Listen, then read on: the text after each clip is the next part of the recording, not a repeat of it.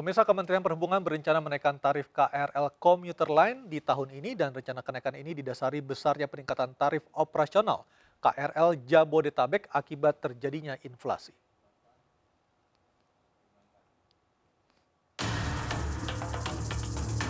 Kementerian Perhubungan Perkeretaapian berencana akan menaikkan tarif KRL Komuter Line di awal tahun 2023 mendatang.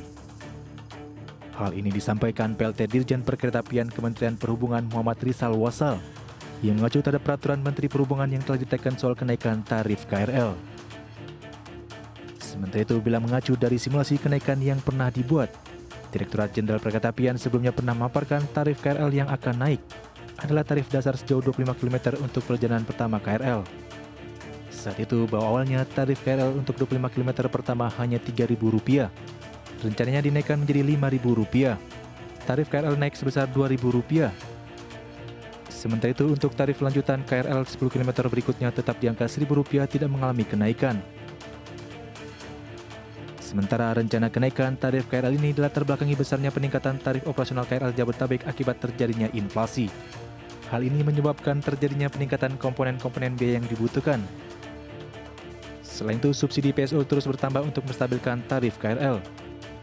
Dan hal tersebut menjadi kontraproduktif terhadap upaya pembangunan yang masih terus berlangsung.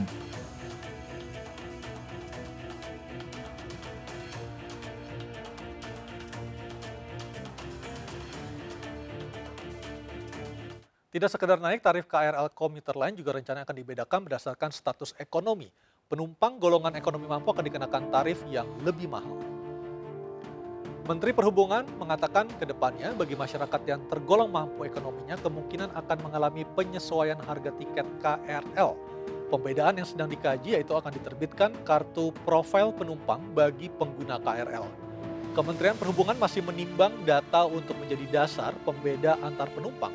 Data yang akan digunakan adalah data dari Kementerian Dalam Negeri ataupun data terpadu kesejahteraan sosial atau DTKS.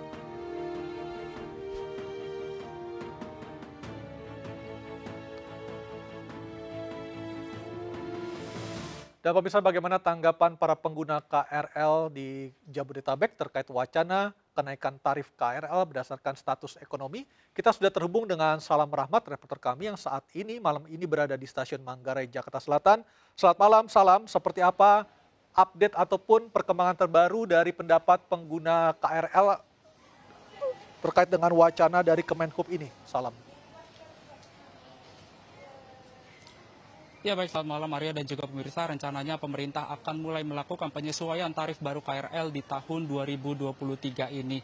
Namun berdasarkan pemantauan yang kami lakukan hingga saat ini di Stasiun Manggarai, ini belum terlihat adanya kenaikan dari tarif tersebut dan masih menerapkan dengan harga tarif kereta api yang lama. Dan berdasarkan informasi yang kami dapatkan juga dari KCI, ini menyebut bahwa hingga saat ini pihaknya masih terus berkoordinasi dan juga terus masih melakukan pembahasan terkait dengan aturan yang masih dibicarakan oleh pihak KCI sendiri ataupun juga dari pemerintah.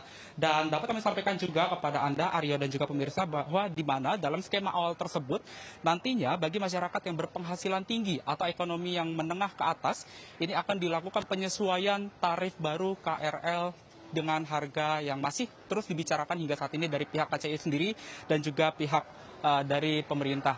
Dan untuk mengetahui bagaimana tanggapan dari masyarakat, apakah masyarakat ini setuju ataupun tidak terkait dengan kenaikan dari tarif harga ini tersebut, kami akan mencoba mengajak Anda, Arya dan juga pemirsa, mewawancarai dari salah satu pengguna KRL yang juga ada di sini. Halo, selamat malam Kak. Selamat malam. Dengan Kak siapa Kak? Linda. Kak Linda, ini tanggapannya gimana Kak? Soal ini kan pemerintah rencana akan melakukan kenaikan tarif ya Kak ya di KRL ini. Dari kakak sendiri setuju atau enggak? Penyesuaian tarif baru KRL. Oh, saya malah baru dengar ya. Mungkin saya belum update. Kalau tanggapannya kakak sendiri perihal hal tersebut, ini setuju atau enggak Kak? Dengan adanya si kaya dan si miskin nantinya akan dikenaikan, ada perbedaan tarif gitu Kak. Setuju atau enggak Kak? Perbedaan tarif si kaya dan si miskin, maksudnya gimana tuh? Jadi nanti untuk si kaya, di mana masyarakat yang berpenghasilan ekonomi tinggi ini akan ada kenaikan tarif dari harga yang lama ini Kak. Harga lama ini kan 3.000 ya. Nanti untuk harga untuk ekonomi yang mampu akan ditingkatkan naiknya Kak. Jadi dibedakan ya? Iya, ada perbedaan. Kakak sendiri setuju atau? Ukurannya dari mana? Tolak ukurnya masih terus dibicarakan Kak. Kalau dari kakak sendiri ini setuju atau enggak Kak? Sebetulnya mungkin karena untuk fasilitasnya sama, semuanya sama ya, saya rasa harusnya sama juga ya ininya harganya ya. Kecuali mungkin fasilitasnya dibedakan gitu. Tapi mungkin bisa juga terjadi lebih kesenjangan sosial juga semakin terlihat sih kalau dibedakan seperti itu. Jadi intinya sih kurang setuju ya. Kalau dari kakak sendiri kak, ini seberapa sering kak menggunakan KRL? Seberapa sering mungkin dalam seminggu saya bisa 2 sampai 3 kali ya. 2 sampai 3 kali kak. Ini kalau misal nantinya terjadi kenaikan kak antara si miskin dan juga si kaya untuk perbedaan tarif tersebut, apakah kakak tetap menggunakan transportasi umum seperti kereta api ini atau menggunakan transportasi lain? Sepertinya karena aksesnya rumahnya juga lebih ke kereta, tetap juga menggunakan kereta gitu. Tetap menggunakan kereta walaupun jika nanti harganya naik ya kak ya. Karena kebutuhan mas, karena kebutuhan. Harapannya sendiri kak untuk kedepannya apakah dari kakak sendiri perlu pemerintah untuk mengkaji ulang atau seperti apa kak? Seperti perlu untuk dikaji ulang kalau memang ada wacana, tapi kalau memang untuk ada juga mungkin sisi positifnya atau mungkin ada peningkatan fasilitas atau sebagainya ya nggak masalah juga sih ya kalau bagi saya seperti itu. Jadi kembali ke masing-masing aja sih. Oke siap, terima kasih Kak atas informasinya. Selamat sampai tujuan ya Kak ya. Itu dia pemirsa bincang-bincang kami bersama dengan salah satu pengguna KRL di mana saat ini juga sedang masuk jam sibuk, di mana saat ini masyarakat sudah mulai beraktivitas untuk pulang ke rumahnya masing-masing dengan melintasi di stasiun Manggarai ini. Dan untuk mengetahui lebih lanjut bagaimana tanggapan masyarakat lainnya terkait dengan kebijakan ini, kami akan mencoba untuk mengajak Anda berbincang bersama dengan masyarakat lainnya yang ada di sekitaran stasiun Manggarai di sini. Halo, selamat malam. Ya, selamat malam. Dengan Ibu siapa Ibu? Dengan Ibu Tuti. Ibu Tuti, ini tanggapannya gimana Ibu? Soal pemerintah rencananya akan menaikkan tarif KRL baru Bu. Untuk si miskin dan juga si kaya ada perbedaan tarif. Dari Ibu sendiri setuju atau enggak? Kalau aku dari zaman dulu kan memang kereta ini kan memang khususnya buat rakyat-rakyat menengah ke bawah ya. Nggak setuju banget kalau ada kenaikan dan perbedaan tarif gitu. Kenapa Ibu? Ya dengan keadaan kondisi ekonomi seperti ini ya mungkin belum saatnya gitu kalau untuk menaikkan tarif itu aja. Kalau dari Ibu sendiri Bu, ini seberapa sering Bu menggunakan transportasi kereta api Bu? Saya hampir tiap hari pulang pergi saya menggunakan kereta api ini. Selalu menggunakan kereta api ya Bu, selalu menggunakan KRL. Lebih cepat, sekarang nyaman, seperti itu.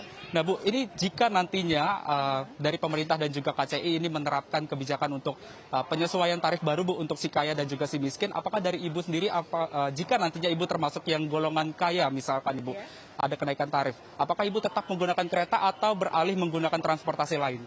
Kalau saya tetap menggunakan kereta. Kenapa Bu? Karena dengan Jakarta yang macet ya, tentunya akses cepat ini tidak ada pilihan lain selain kereta itu. Oke. Untuk harapannya sendiri Bu, untuk pemerintah apakah perlu untuk mengkaji ulang terkait dengan kebijakan ini atau tidak atau seperti apa?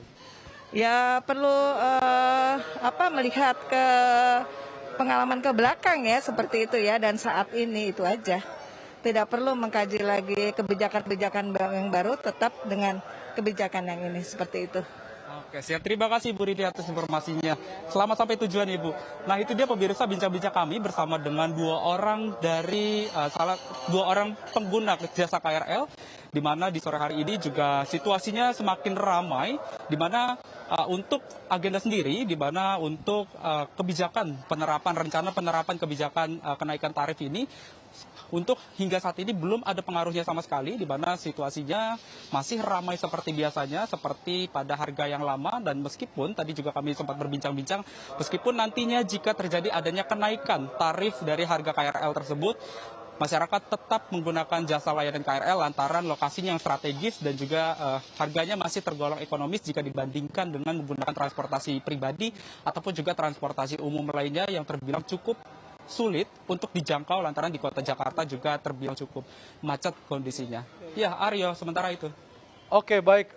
Kita sudah melihat tadi dari Salam Rahmat, laporan dari stasiun Manggarai masih belum ada sosialisasi sebenarnya dan masyarakat juga masih menolak usulan dari Kemenhub untuk membedakan tarif antara penumpang mampu dengan penumpang yang digolongkan penumpang tidak mampu, sehingga itu juga bisa menimbulkan masalah baru lagi, pro dan kontra di masyarakat. Terima kasih Salam Rahmat melaporkan langsung situasi terbaru dari stasiun Manggarai Jakarta Selatan. Dan kita akan langsung berdialog untuk masalah wacana tarif KRL orang kaya lebih mahal sudah tersambung melalui sambungan Zoom. Melalui sambungan Zoom sudah ada Mas Gusti Raganata, KRL Mania, dan juga Mas Tulus Abadi, Ketua Pengurus Harian YLKI. Selamat malam Mas Gusti dan Mas Tulus. Ya, selamat malam Mas Mas Aryo. Aryo. Saya ke Mas Tulus dulu. Mas Tulus, sebagai Ketua Pengurus Harian YLKI, apakah hingga malam hari ini sudah ada update dari pemerintah YLKI dilibatkan untuk membahas soal wacana tarif KRL yang baru ini? Ya, terima kasih. Jadi kalau soal pelibatan dari sisi momen akan ada satu diskusi di minggu depan di mana saya salah satu narasumber yang akan diundang dalam diskusi pembahasan tarif KRL tersebut. Gitu. Oke. Dan Ya. beberapa pengamat yang ada di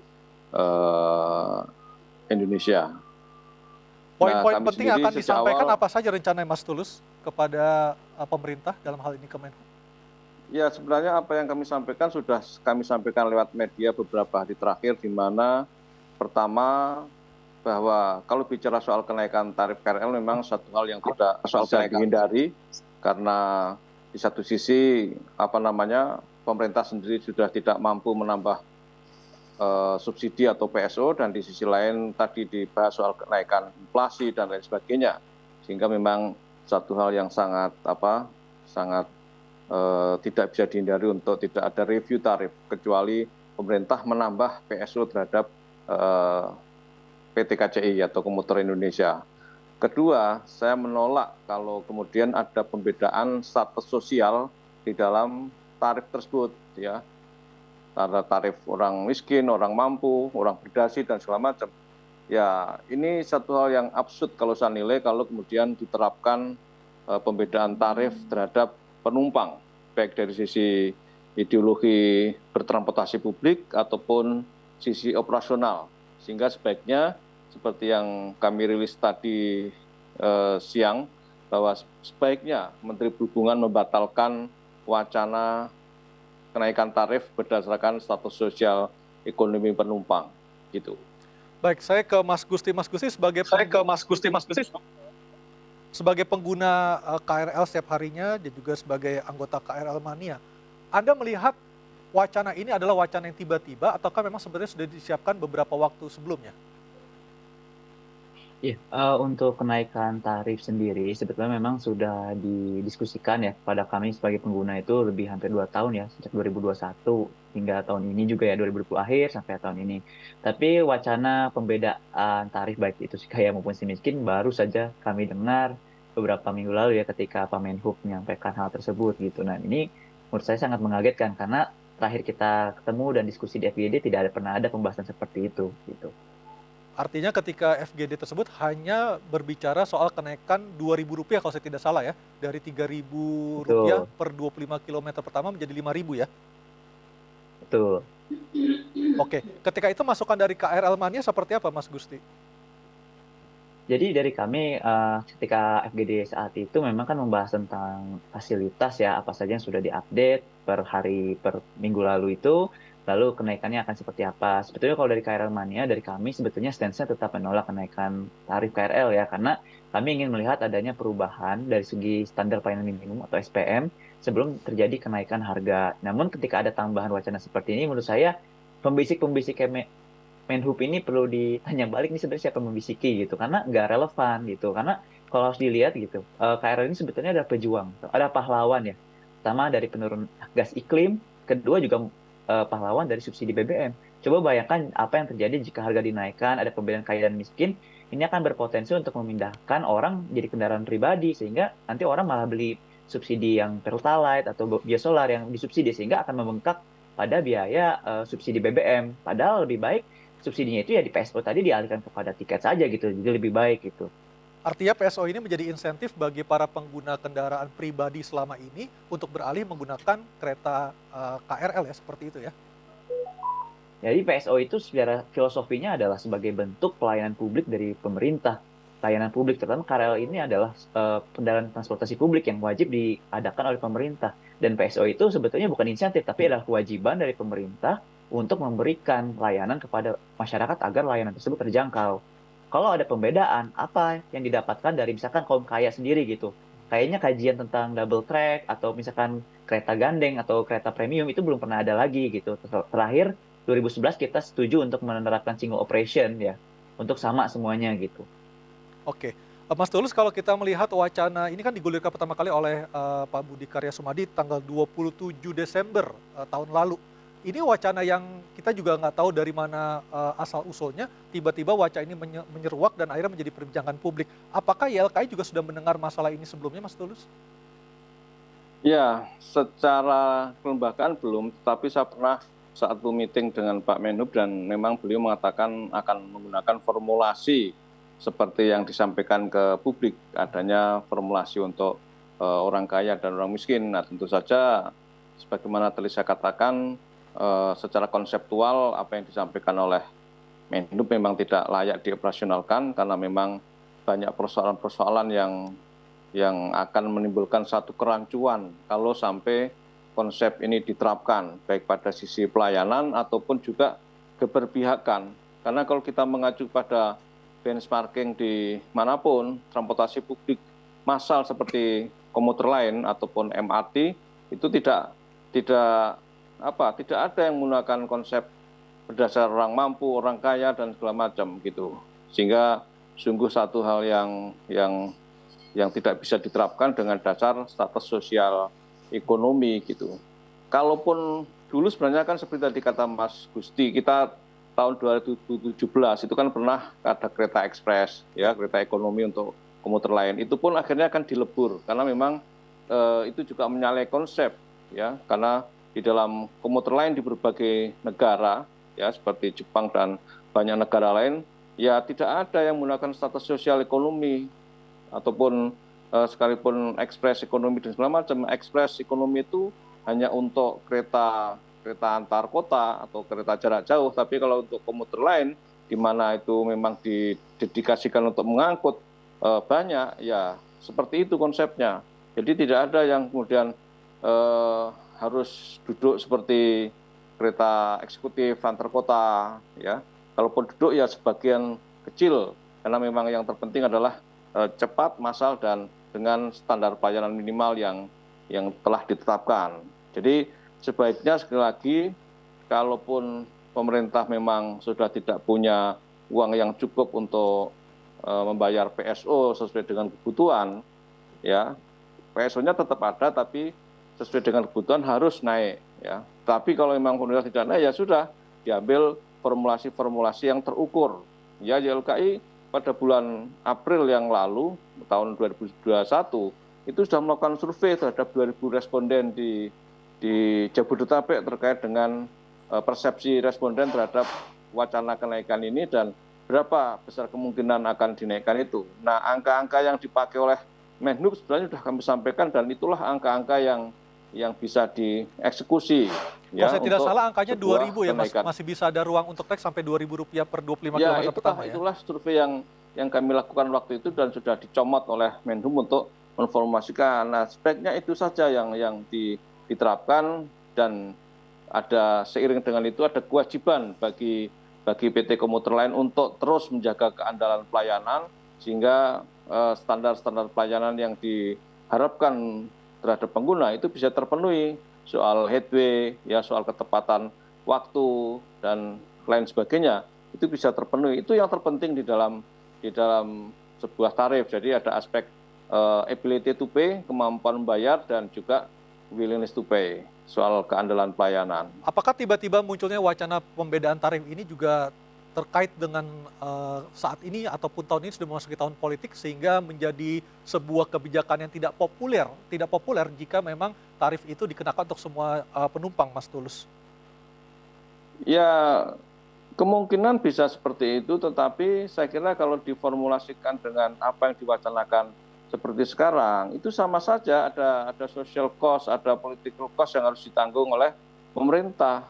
Karena pada akhirnya kan pemerintah harus mengeluarkan kebijakan di mana punya dampak terhadap pengguna, baik itu kenaikan tarif pada penumpang kecil ataupun penumpang yang lebih kaya.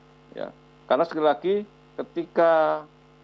ketika pengguna kendaraan pribadi mau bermigrasi menggunakan angkutan umum massal, itulah sebenarnya pemerintah harus berterima kasih kepada orang-orang yang punya kendaraan pribadi, khususnya roda 4 yang mau berpindah ke angkutan massal. Coba kalau itu mereka tetap menggunakan kendaraan pribadinya ya, tentu akan menambah kemacetan, tentu akan menambah polusi udara di Jakarta dan sekitarnya, ya, dan juga akan menambah berbagai hal yang berdampak negatif terhadap mobilitas menggunakan kendaraan pribadi, khususnya kecelakaan. Nah, dengan menggunakan KRL itu mereduksi berbagai resiko-resiko tadi dan memberikan banyak benefit yang diperoleh dari menggunakan angkutan massal. Jadi sangat tidak tepat dari sisi ideologi kalau kemudian sudah berpindah kepada angkutan massal tapi masih diberikan disinsentif berupa tarif yang lebih mahal. Ya, malam ini kami juga sebenarnya sudah mengundang dari Kemenhub dan juga PT Kereta Api, tapi tidak ada yang bisa bergabung bersama kita malam hari ini. Mas Gusti, kalau Anda melihat seberapa seriuskah pemerintah dengan wacana pembedaan tarif ini? Apakah ini sekedar uji untuk melihat respon masyarakat saja, ataukah memang sebenarnya sudah siap dengan skema-skema ataupun plan-plan tertentu? Kami melihatnya ini baru wacana ya, memang sebetulnya memang karena media juga ramai ya memberitakan, dan kami bersyukur diberitakan di awal sehingga kebijakan-kebijakan yang nggak make sense seperti ini tidak jadi diterapkan ya, ditolak dari awal gitu. Dan juga jangan lupa nih arahan Presiden mengenai net zero emission ya, pengurangan karbon. Dengan tadi Mas Tulus menyambung Mas Tulus yang bagaimana orang yang punya kendaraan akhirnya berpindah ke KRL itu akan mengurangi net zero emission atau karbon gitu. Jadi harusnya pemerintah memberikan lebih, harusnya Menhub malah memberikan subsidi lebih bagi subsidi BBM agar semua orang itu berpindah ke kendaraan umum, terutama memperbaiki layanan, terutama untuk headway dan juga sampai tepat waktu gitu. Coba bayangkan, sampai dari zaman Belanda hingga kini, jarak Jakarta Bogor dengan KRL itu sama, 1,5 jam. Ini nggak ada perubahan dari zaman Belanda hingga kini. Jadi mana yang bisa diperbaiki? Kita bisa melihat memang ada stasiun lebih baik, dan pelayanan dari petugas KRL ya, memang kami juga apresiasi yang sangat signifikan peningkatannya ketimbang di masa-masa lalu gitu ya. Tapi dari segi pelayanan yang teknisnya masih banyak sekali meleset, misalkan sampainya masih meleset 5-10 menit, Jakarta Bogor itu jarak tempuhnya masih 1,5 jam. Nah, seperti itu. Jadi hal-hal yang kecil tapi sebenarnya signifikan itu malah tidak dipikirkan dengan lebih matang gitu. Jadi hal ini memberikan wacana dan perlu melibatkan lebih banyak stakeholder dalam perumusannya. Selain itu, pertukaran datanya dengan DTKS seperti itu. Begitu mekanismenya seperti apa itu belum pernah dibahas, sehingga menurut saya itu wacana. Baik, kita akan lanjutkan lagi dialog kita usai pariwara. Mas Tulus dan juga Mas Gusti, tetaplah bersama kami di MNC News Prime.